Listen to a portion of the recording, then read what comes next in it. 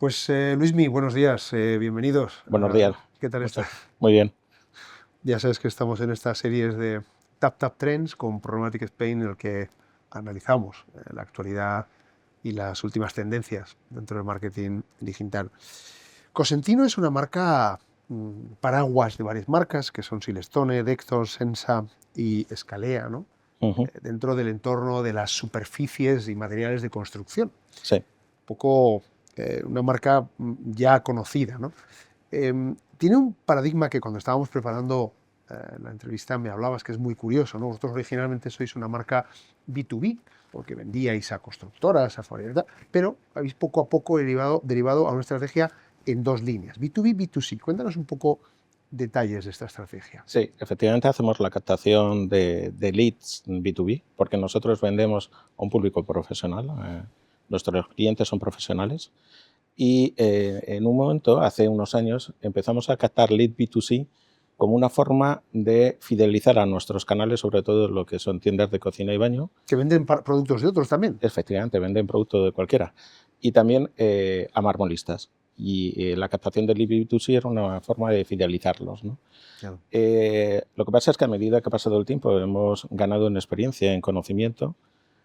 Seguimos manteniendo, obviamente, la captación del B2B porque es nuestra fuente fundamental, son nuestros clientes.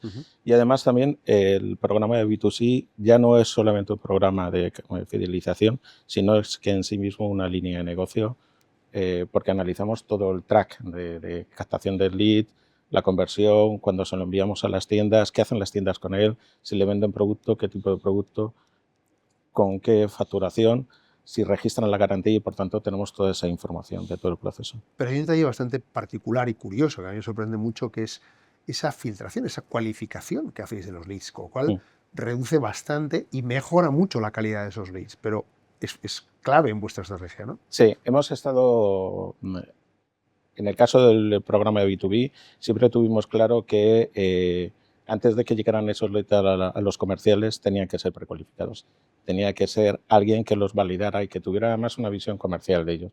Por eso activamos el programa de SDRs, de los Sales Development Representatives, es decir, en el fondo son personas que no son un contact center como tal y tampoco son los vendedores, o si queréis, son parte de nuestro equipo de ventas que precualifican esos leads. Por tanto, lo que hacen es llamar a ese lead cuando lo captamos y verifican efectivamente cuáles son sus necesidades, sus características, y en función de esa precualificación que hacen, algunos obviamente, algunos de esos leads son descartados y otros, sin embargo, son enviados al comercial más adecuado, Claro. E incluso con la definición ya del proyecto y, por tanto, también con una detección temprana de leads calientes porque tienen a lo mejor algún proyecto interesante a corto plazo y necesitan ser atendidos antes que otros, ¿no? Muy curioso. Con lo cual hacen esa labor. Me parece muy curioso y me parece muy interesante, porque realmente leads, al final puedes generar leads a patadas, ¿no? Tú conoces bien este mundo y realmente el lead cualificado tiene mucho valor. Esto, de hecho, limita el acceso a vuestro e-commerce. El hecho en sí de los leads, ¿no? Lo que pasa es que efectivamente nosotros tenemos un e-commerce, es una de las digitalizaciones que hemos hecho dentro de la compañía y ahora mismo los marmolistas compran el material a través de este e-commerce, ¿no? Nos compran no solamente las tablas, sino muchas más referencias, pero fundamentalmente ahora tiendas de cocina también, pero sobre todo los marmolistas acceden a este e-commerce donde antes se llamaban por teléfono a los comerciales y ahora, sin embargo, acceden al e-commerce en cualquier hora del día, obviamente, como cualquier otro e-commerce, y compran todo ese material. Y nosotros pensamos que efectivamente ese e-commerce en estos momentos que está aquí en España, en el que cualquier marmolista del mundo puede comprar, siempre y cuando sea precualificado por nosotros, está abierto y es uno de los grandes e-commerce en España. No vamos a dar datos, pero muy importante, lo que entiendo, ¿no? Sí. Muy importante. Sí, muy importante. Otro dato que tampoco la gente sabe es la importancia que tiene el mercado americano para vosotros a nivel de facturación. Creo que me has hablado de una cifra descomunal. Es el primer mercado. Más de la mitad de las ventas que nosotros tenemos, efectivamente, es el mercado americano, con lo cual, de ahí también su relevancia en las activaciones de campañas que tenemos, ¿no?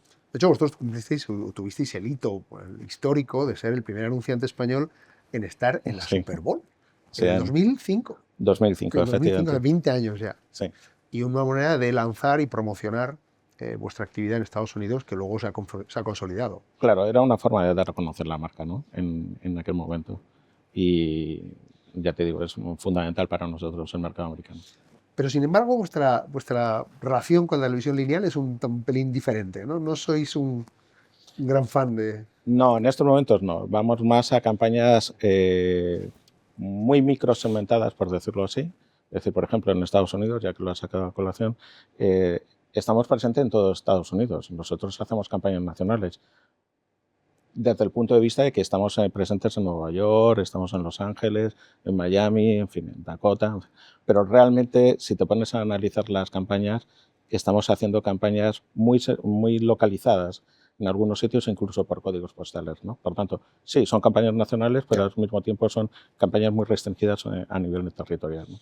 Eso implica la utilización de una data, Sí. un first party que tenéis y que utilizáis, y que de hecho, a colación con el tema de inteligencia artificial, aplicáis para la optimización de esas campañas en relación a los showrooms y tiendas, por lo que he entendido, ¿no? Sí, lo que estamos haciendo es ya no solamente mirar si los leads convierten, ¿no? Y cómo captamos los leads, tanto lead B2B como lead B2C, sino que vamos más allá, analizamos obviamente la captación, analizamos la conversión, pero analizamos también cuál es la facturación que se va teniendo. Y en ese sentido lo que nos está ayudando es para hacer exclusiones de áreas donde no nos merece la pena hacer esas campañas publicitarias, y en otras donde sí tenemos que potenciar esas campañas publicitarias porque son áreas muy activas, de una alta rentabilidad para nosotros. Y en ese sentido la IA nos está ayudando, ¿no? Estamos trabajando con el equipo de data y estamos analizando toda esa información. El equipo legal muy metido. Totalmente. Nosotros somos muy escrupulosos con la gestión de los datos y eso hace que tengamos que ir muy de la mano con ellos, ¿no? No hacemos, antes de cualquier tipo de activación, de cualquier movimiento que hagamos con la base de datos o de cara a los clientes, siempre hablamos con el equipo legal y nos dice hasta dónde podemos llegar, qué debemos hacer, qué no. Pero y esto es muy importante, ¿no? No solamente por el aspecto legal, sino también en muchos casos también por el aspecto de cuidar nuestras audiencias, ¿no? A nuestros clientes, en ese aspecto, en cualquier tipo de comunicación que hagamos. ¿Qué otras aplicaciones del entorno de la inteligencia artificial estáis teniendo? Dentro de la empresa hay diferentes proyectos que se aplican desde la línea de producción y todo, pero en el ámbito nuestro, de marketing digital, estamos haciendo también otro proyecto, estamos trabajando en que la información sea más fácilmente consumible, los datos sean más fácilmente consumibles, que no se queden solamente en tablas, en dashboard, en gráficos, sino que responda a veces a preguntas que son mucho más sencillas, ¿no? Y en ese sentido, no digo yo democratizar la información porque es accesible para todo el mundo, pero sí facilitar su uso, ¿no? Y en ese sentido estamos trabajando también en eso, que responda a preguntas que nos podemos hacer todos los días y que tienen a veces respuestas que son relativamente sencillas. Entendido. Por ir terminando, ¿cuál es tu visión de un futuro del marketing en el entorno de las áreas que hemos tocado o cualquier otra área que tú veas o consideres? Bueno, yo creo que hay áreas todavía de avance, ¿no? A nivel de información, ¿no? Hablábamos antes de la microsegmentación, existen un montón de segmentaciones muy microsegmentadas, ¿no? Yo creo que en ese sentido, si hablamos a nivel de sector, sí tiene que haber cierto consenso, digamos, en cuanto a cómo se van a integrar todas esas fuentes, qué tipo de definiciones se van a utilizar de forma mayoritaria, porque antes mencionaba de televisión, es cierto que nosotros no lo hacemos, pero se habla de GRP, se ha pasado a impresiones, es decir, estamos en unos modelos un poco mixtos, por decirlo así, ¿no?